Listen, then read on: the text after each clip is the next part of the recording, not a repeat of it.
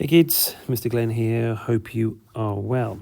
Now, while we're on an iPad here, we're going to go and do a little search, and we're going to go and make sure that we can go and open up a Affinity Photo 2 for the iPad. This is going to be the first application we're going to be using in this project. So go ahead and open it up. It'll open it up like this, and as you may be a first-time user, which is totally fine, we want to look in here. We can't sign up or sign in to Affinity Photo because we are Canva users. So you need to go and look at the blue letters at the bottom where it says sign in with Canva. Go and sign in with Canva. It'll take you to your browser like so. If you know who you are, just go and allow, or otherwise go and put your email address and password in. And then it'll say, do you want to go and allow and allow and allow and allow? And you say yes and a yes and a yes and a yes. And then it'll just pop up like this, and then it'll say launch Affinity Photo, and you'll be in. And if you've got any artwork there at all, it'll be automatically saved in your account. And I've got a piece of artwork here, and that's totally fine. If we have a look down the side here, we've got some lessons to go and help us learn about Affinity Photo. If you want to go and do that later, if you find this really inspiring, many people do. And now that they've got this on the device, they go and do things at home, and that's totally great. Templates, we don't have any templates just yet. We can go and open up artwork that we've got from previous things if we want. We've got live docs, which we can go and look at later. But to begin with, we are going into a new document. And when we go to a new document, we're going to go to a social media post. And inside this social media post, we're going to make sure that it's going to go to one-to-one. And you can see that mine is preset because I've already been using it before. Yours may be all the way over here, and it may be on A4, for example, and it looks kind of really complicated, but you don't need to worry too much. You just listen to what I'm going to do and what we're going to do together, and you'll see that we're only going to be using one or two things, to be honest. So inside here, just scroll down. You can't see my mouse and you can't see my finger on the screen, but I'm just scrolling down here until I find web, which is here. And you'll see that I've got social media square post, and that's what we want. We want social media square post, and it says 1080 by 1080. Tap on that, and then inside here, it'll say pixels. It gives you the size, and then it gives you the general sort of format of what it's going to look like. Hit OK, and it'll make a square document. And then this is what it looks like. This is everything together. Now, you've got lots of tools and tips that are going to work just like Procreate. So you've got pinch and zoom, so you can also go and just move things around. So you can go and move your page around no matter where it is. So if you can zoom into certain things, you can do that. What's a little bit more handy for an iPad are your menus, because you've automatically got sort of simple menus open on an iPad that the desktop users don't have. So if I start on the right hand side and I start from the very top, you've got your color palette. On a desktop, you don't have your color palette like this. You have to go and make sure that it's open, but you don't need to worry too much about what the desktop users are doing, but they can guide you anyway if you've got desktop users inside your team. You've got a color wheel, and then you've got your colors around the outside, and this is going to allow you to go and select your colors.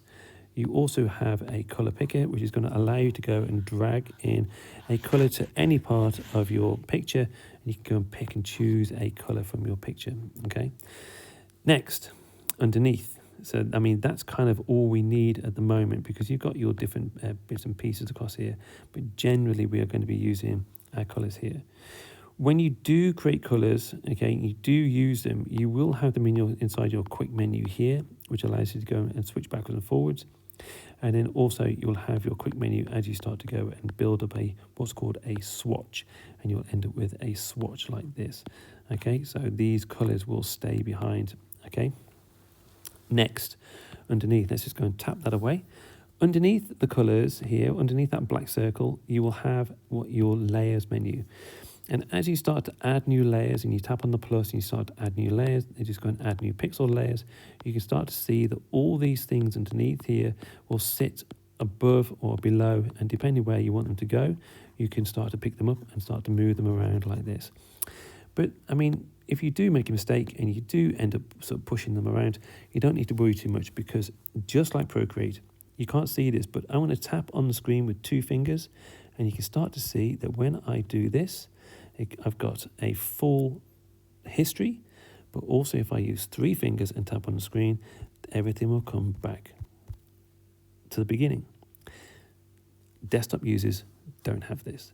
This is why it's a bit of a luxury for you with an iPad. It makes things so much easier for you to use and so much faster. Now, again, you can't see where my pencil is at the moment, but you can see that this middle layer, this pixel, I'm going to have to describe it to you. You can see that I'm starting to turn it on and off, okay? So this little button here allows me to go and turn my layers on and off. If I slide to the left like this, I get an additional menu, just like in Procreate, where I can go and delete my layers. And it means that for the things I don't want, I can simply delete them, because if I make them by accident and I don't want them, I can delete them. That's where my layers menu is, okay?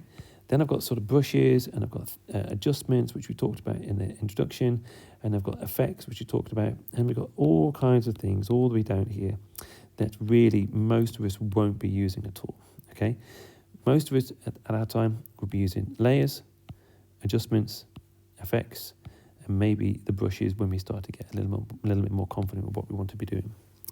If everything disappears, don't worry. This box at the top gives you full screen or not, and with full screen it kind of gives you a little bit more clarity as to what's happening on your screen. Let's go and look onto the left hand side where we've got our tools, okay? So what I'm going to do is I'm going to go and drop something onto our page in a second, but not before we go and have a look at the menu. So I've got my hand, my view tool, which allows me to go and view things, my move tool, which allows me to go and pick things up. You will notice though, as I tap on that menu, that something appears at the top. Now, we don't need to worry too much about these, but these will become very useful, especially where you've got that triangle in the middle there, where you can start to flip things backwards and forwards and side to side. That's going to become very, very, very handy for you. We've got colour picker, which we looked at before, okay? And inside my colour picker, I can go and pick my colour, and I can start to pick something out of a whole picture. My crop tool, which is going to allow me to go and pick things up and start to sort of just take slices out of my picture, and it allows me to go and move things around and go and chop things out or keep things in that I want later on.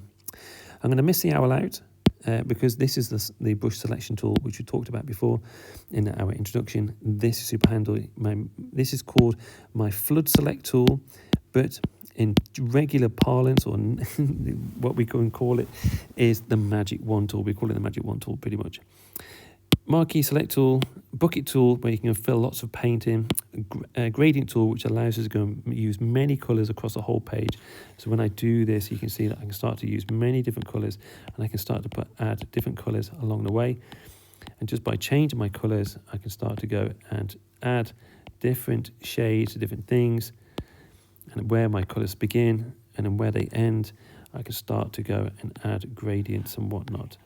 Again, if I make loads of mistakes, I've got 2-finger tap and go all the way back to the beginning, and I don't need to worry too much about it. So let's just go and get rid of all that.